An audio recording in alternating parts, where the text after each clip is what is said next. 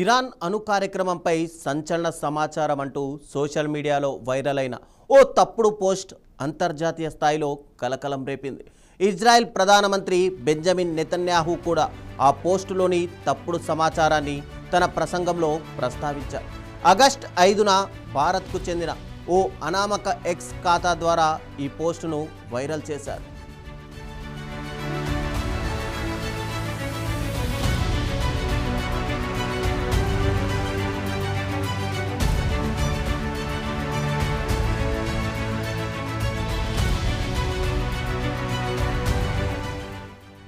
Iran revolutionary guards commander brigadier general Ahmad Vahidi పేరుతో ఈ సంచలన వ్యాఖ్యను పోస్ట్ చేశారు.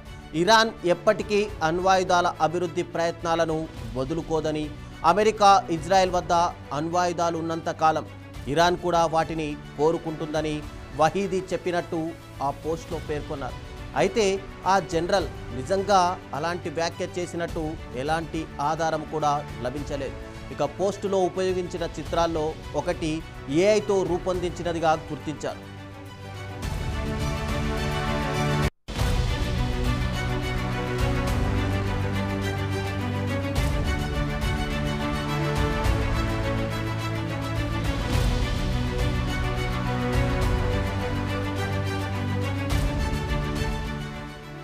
పోస్టును ఇజ్రాయెల్కు చెందిన పలు సామాజిక మాధ్యమాల ఖాతాలు కూడా పంచుకున్నాయి. అనంతరం ఓ ఇజ్రాయెల్ టెలివిజన్ ఛానల్ కూడా దాన్ని ప్రసారం చేసింది.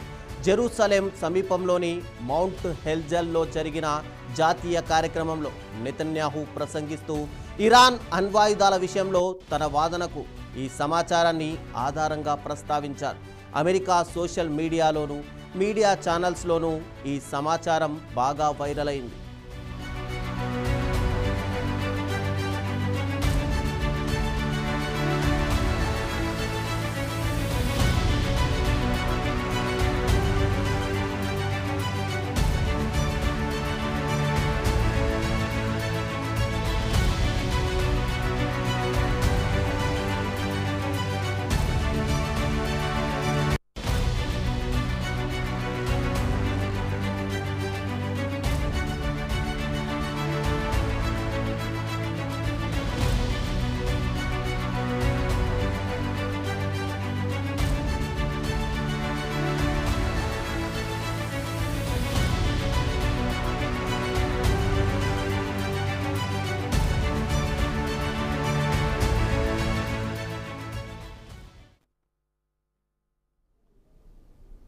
అమెరికాతో తీవ్రస్థాయి ఘర్షణ వాతావరణం నెలకొన్న వేళ ఇరాన్ సైన్యం ఒక అత్యంత వివాదాస్పద ప్రకటన చేసింది.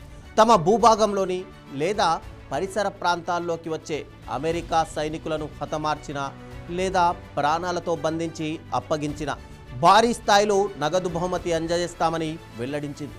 ఇరాన్ ప్రజల నుంచి వచ్చిన విజ్ఞప్తులు, విన్నపాలను పరిగణలోకి తీసుకొని ఈ ప్రత్యేక ప్రణాళికను రూపొందించినట్టు ఆ దేశ ఆర్మీ చీఫ్ ఆమీర్ హతామీ స్పష్టం చేశారు. ఇక యుఎస్ సైనికులను మట్టుబెట్టిన లేదా బంధించి అప్పగించిన 28 లక్షల రూపాయల బహుమతి ఇస్తామని, అదే పని చేసిన మహిళలకు రెట్టింపు నగదు అందజేస్తామని వెల్లడించారు. ఇక గల్ఫ్ నుంచి అమెరికాను తరివేశామని, హార్ముజ్ జలసంధిపై ట్రంప్ వ్యాఖ్యలు చెల్లవని ఆయన స్పష్టం చేశారు.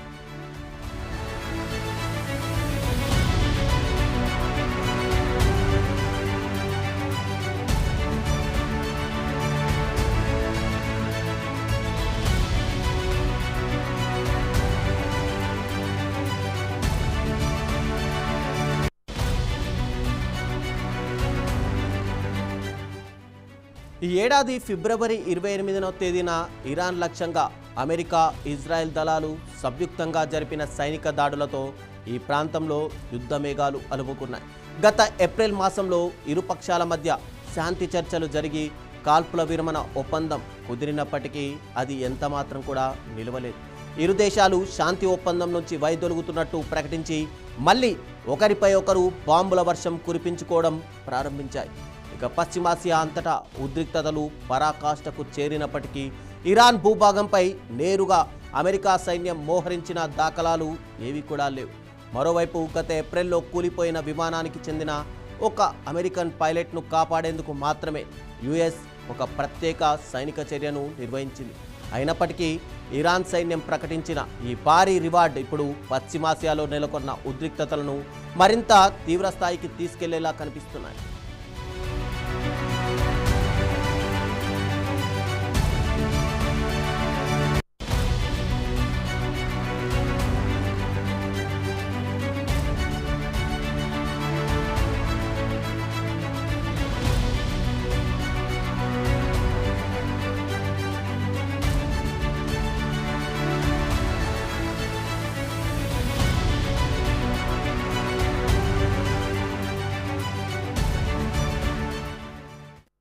ఉక్రెయిన్పై రష్యా జరిపిన క్షిపణి దాడిలో భారత సంతతి బిలియనియర్ లక్ష్మీ మిత్తల్కు చెందిన స్టీల్ ఫ్యాక్టరీ తీవ్రంగా దెబ్బతింది.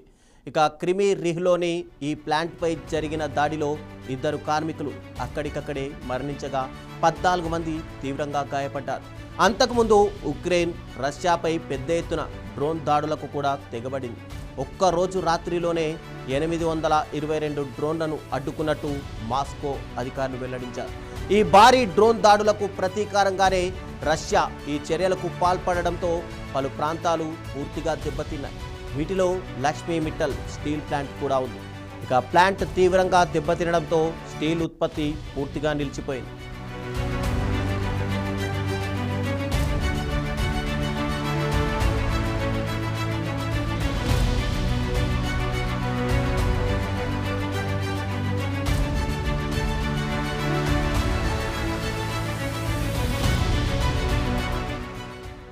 రష్యా యుక్రెయిన్ నడుమ సాగుతున్న ఈ యుద్ధం మొదలై 4 ఏళ్లు గడుస్తున్నా వారు మాత్రం పోరాటం ఆపడం లేదు. ఏ ఒక్కరూ వెనక్కి తగ్గకుండా ఒకరిపై ఒకరు దాడులు చేసుకుంటూనే ఉన్నారు. ప్రస్తుతం ఈ దాడులు మరింత ఉధృతమయ్యాయి. ఈ ఘర్షణల క్రమంలోనే భారత సంతతికి చెందిన ప్రముఖ పారిశ్రామికవేత్త బిలియనీర్ లక్ష్మీ మిత్తల్కు చెందిన భారీ స్టీల్ ప్లాంట్పై రష్యా క్షిపణి విరుచుకుపడింది. ఉక్రెయిన్లోని క్రివీ రిహ్ నగరంలో ఉన్న Mittal mining and metallurgical complex లక్ష్యంగా ఈ దాడి జరగ్గా ఈ ప్రమాదంలో 2 ఉద్యోగులు అక్కడికక్కడే ప్రాణాలు కోల్పోయారు. మరో 14 మంది కార్మికులు తీవ్రంగా గాయపడ్డారు.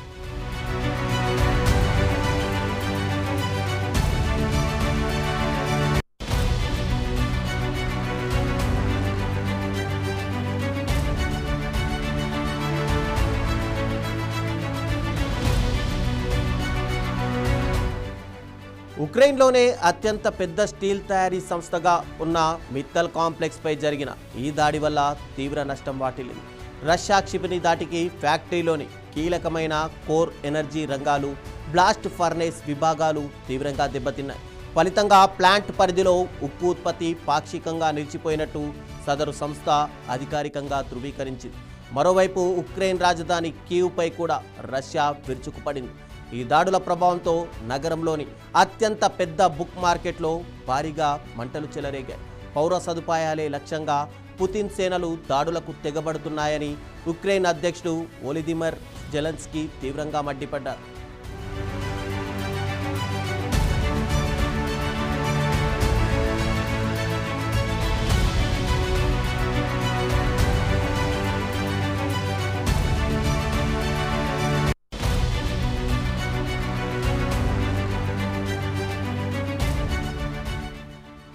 గత కొన్ని రోజులుగా రష్యాలోని సైనిక స్థావరాలు, ఇంధన మౌలిక సదుపాయాలను ఉక్రెయిన్ లక్ష్యంగా చేసుకుంటోంది.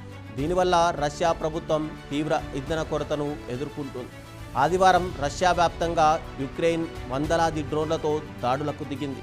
యుద్ధం ప్రారంభమైన నాటి నుంచి యుక్రెయిన్ జరిపిన అతిపెద్ద గగనతల దాడుల్లో ఇది కూడా ఒకటి కాగా ఈ ఘటనల్లో 6 మరణించారు. అయితే దీనిపై అధికారికంగా స్పందించిన మాస్కో అధికారులు రాత్రికి రాత్రే 822 యుక్రెయిన్ డ్రోన్లను కూల్చివేశామని చెప్పారు. కానీ రష్యన్ అత్యంత సంపన్న మహిళ తత్యానా కిమ్కు చెందిన వైల్డ్ బెర్రీస్ ఆన్లైన్ రిటైల్ సంస్థ వేర్ హౌస్లు యుక్రెయిన్ దాడుల్లో మంటల్లో చిక్కుకొని దెబ్బతిన్నాయి.